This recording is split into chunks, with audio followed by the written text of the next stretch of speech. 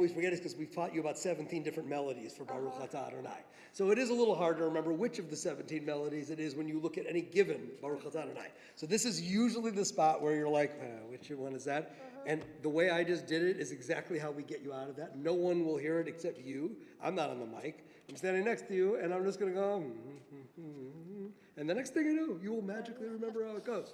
So that's generally the way. Same is true for your Torah reading. You know, we kind of support you if you need it. Off the mic, nobody's really paying attention. All right? So take it away.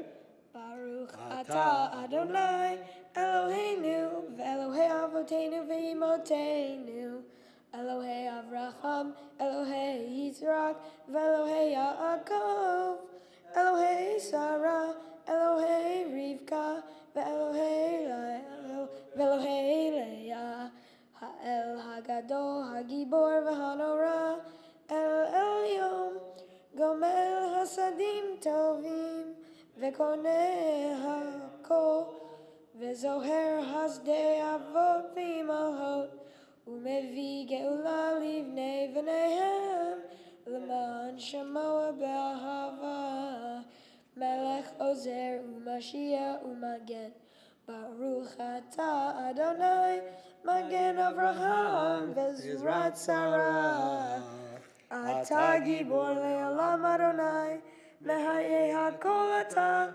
Rav lehoshia Morid hatah Mechakel chaim bechesed Mehayeh hakol berachabim rabim Somech noflim v'rofei cholim Umatir asurim Umekayem emunato Lishnei afar Michamocha ba'al gevurah Umido melech meimit Umechayem Umatzmiach Yeshua V'ne'eman atah lecha chayot hakol Baruch atah Adonai Mehayeh hakol. You are the open door that beckons me in, peeking around the doorframe. I begin to enter into your glory.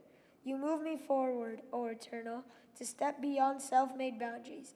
Lift my foot over the threshold that I might abide with you. In the house of the Eternal, I found my questions, waiting to be posed. They filled me with wonder. Sit with me, Eternal Teacher. Encourage my seeking. As I fill my hours with your mitzvot, so shall I be filled. Send me through your door, stretching up to honor your name, sharing out this wonder, enriching myself in the giving. Blessed are you, Adonai, who gives life to all. Perfect. The cantor will jump in and start singing. When she gets through singing, we will motion for everyone to be seated, and that includes Ryan Kaufman. Up you go. Nicely done. That was actually really good, and incidentally, your pace. Usually kids read this stuff way too fast. That was actually, the reason I was kind of walking around in the room is just to hear what it sounded like in the space, and really, really good. Well, absolutely. That is exactly true. Well, we practice it slow for that reason, just so they kind of have a little bit of a recollection. But the truth is, you didn't need any coaching on the pace. That was perfect. So when you finish, we will have a little bit of time for silent prayer. And then I will come up here during the silent prayer. I'll be seated. Cantor will already be up here. I'll be seated here too. We'll sort of check in with you, make sure we got all our signals straight for the Torah service. You will stay here. Cantor and I will come back down. We will lead Od Yavo Shalom, prayer for peace. We will lead the singing of that. You'll still just be up there. Sing along if you want. Just hang out if you want, whatever you prefer. At that point, I'm going to say we now continue with the service for the reading of the Torah. Please rise. And I'll ask everyone to stand up. That includes you. So whenever you're back there, it's like you're one of the people out here. So stand up. The thing that's going to be tempting is to start walking over here because you're going to see us turn around. But we're going to get the Torah. We're not coming around and make you come over here. So you actually want to stay at your place because, what's going to happen is the next thing you're doing is the passing of the Torah through your generations. So I'm going to call you up by name for that. So you're just going to stand up and stay right there. So the cantor starts singing the prayer that we sing for taking the Torah out of the ark. She's singing along. I'm going to get the Torah. usually takes about the same amount of time, just so you know. She's usually finishing the prayer right as I've got the Torah and I'm coming down with it. And I'll say a few brief words, which will lead to me at the very end of those words. I will say, it is my pleasure to call forward Ryan Kaufman to be joined by his parents and his grandparents to pass home. Mom's going to do it too. Very good. And you're going to stand right there. That's actually great. Usually I have people like just kind of stand right in front of this. Kind of a good place. It's sort of a good marker. Mom and dad will be right here. Grandparents will be lined up here. And I'm at the far end of the line. So you can see what we're doing. We're setting up like a straight line across the beam. So I'm over on this end. It's cool if you want to. Yep. Mom and dad directly next to Ryan, although actually you're in part of this line. So you're sort of shoulder to shoulder with him. Exactly. Facing out. Right on. So I'll say a few words to you about the meaning of having this Torah pass through your family and you receiving it on your Bar Mitzvah day. I'll have the grandparents sort of take hold of it with me, but I will ultimately give it to the two of you guys. And next week we can practice if you want. Be giving it to him. Let's see which shoulder you like. Are you righty or lefty? Righty? Let's try first with you giving it a hug with your right arm and just grabbing out of the stems with the left arm. How does that feel right there? Not bad? You want to try the other arm or just like see if you like that better? So now hugging it with your left arm. There you go, like that. Better or worse? I had a feeling. It's more awkward. Yeah, most righties do like it on the right shoulder. So that's cool. So we'll have mom and dad next week when they're giving it to you. They'll practice giving you just like that. Perfect. You can use your body a little bit to kind of hold some of the weight. Like kind of if you tilt it back a little bit, then some of the weight of the Torah ends up on your shoulder. In any case, I'll say a couple of words. There's like a little sentence I say in English, and then there's two little one-sentence prayers we sing in Hebrew. When we're done with that, I'm going to kind of go like this, sort of showing you to carry the Torah. Maya's going to come and join you. Your cousins are going to come and join you. And you're leading the way, but they're all with you as you carry the Torah down this aisle right here. Go for it, yeah. Straight on down. Nicely done. There'll be music. People are clapping and singing. People are going, Ryan, you're the man. All the way back here. It's a little tight back there. Yeah, I know. It's a little bit of a tight squeeze. Nicely done. This will take longer on your actual Bar Mitzvah because everyone's going to be stopping you to congratulate you. That's kind of a good reason for it to be longer. How are we doing with the Torah? Awesome. People will be touching the Torah. Ryan, we love you. A lot of that going on. You're going to go down this aisle and then you go over to this side. And I'd say go up this aisle as far as you see people. Just usually about halfway.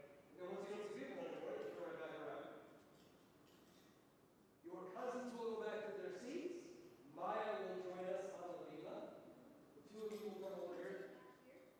I'm going to take it back here. I'll come back and pick it up. I'll be waiting for you. She's going to come stand on this top step and help us undress the Torah. We will practice that with her next week. In the meantime, you can do it today. We'll go ahead and pull those crowns off. Nicely done. There's music still going, for all of this.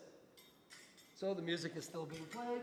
That will be, yes, basically what will happen is that it'll still be up here. She'll take it off. We'll put it down over here. She'll then pull the cover off. Voila, nicely done. We'll put it down. We'll take the cover, we'll put it on top of the Torah, we'll motion for everyone to be seated, and the music will stop. At that point, I will say a few words about this week's Torah portion and where we are in the cycle of the Torah reading. All of this is kind of designed to set you up for sharing your Devar Torah, your speech. And the last thing I'll say is something like, and so our teacher of Torah this Shabbat morning is Ryan Kaufman. And you will deliver this nice and slow because they only get one chance to hear this really awesome speech you wrote, and they don't have a copy of it in front of them, so you got to read it super slow so nobody misses it. Deal? All right, take it away. Hi, everyone. Thank you so much for being here today. It really means a lot to me. Let me start with a question. Have you ever done something wrong and not known exactly how to fix it? Like, you know you messed up, but and you feel bad, but you're not sure what to do next. That's exactly what my Torah portion, Naso, from the book of Numbers, is about. This is a bit from the text that says, when men or women individually commit any wrong toward a fellow human being, thus breaking faith with God, and they realize their guilt, they shall confess the wrong that they have done. They shall make restitution in the principal amount and add 1/5 to it, giving it to the one who was wronged. And this is from Numbers 5:6 and 5:7. If you do something wrong, especially something that hurts another person, you can't just feel bad about it. You can't just say oops and move on. You have to take responsibility. You have to admit what you did and then do something to fix it. Even more than that, the Torah says you have to go above and beyond by paying back what you took and add even more to show that you mean it. I think that's an important message. Everyone makes mistakes. It's normal and it's human.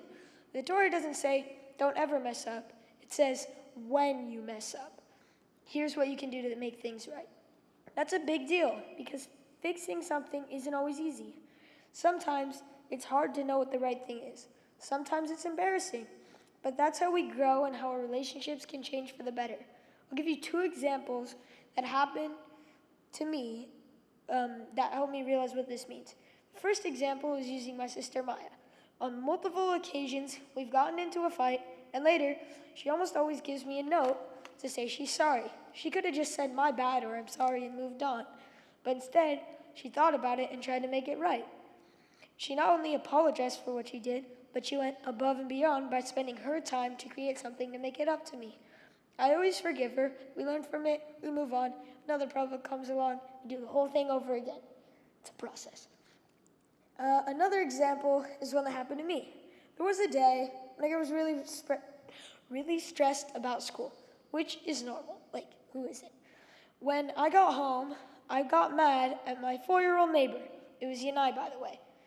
And it was for something really small, like leaving his scooter on the sidewalk, or like just talking to me. But I wasn't really mad at him. I was just frustrated from what had happened at school. Later, I realized I had taken my frustration out on him. I had 2 choices: ignore it and pretend it didn't happen, or calm down and go over and apologize. So I did. I told him I was sorry and that I wasn't actually mad at him. I said that school was so annoying and he understood and forgave me, but only because I took the time to fix the mistake that I had made. What I've learned from my Torah portion is that it's not enough to just feel bad when you hurt someone. You have to do something. Guilt without action doesn't solve anything. Apologies, restitution, and learning from our mistakes. That's how we grow, and that's how we stay connected with the people we care about. So here's my message to all of you. Next time you do something wrong, whether it's big or small, don't just sit in that uncomfortable feeling. Do something. Say something. Try to make it right. It might be awkward or difficult, but it makes a difference. The other person will feel better about themselves and you, and you'll grow from the experience. That's how we make our mistakes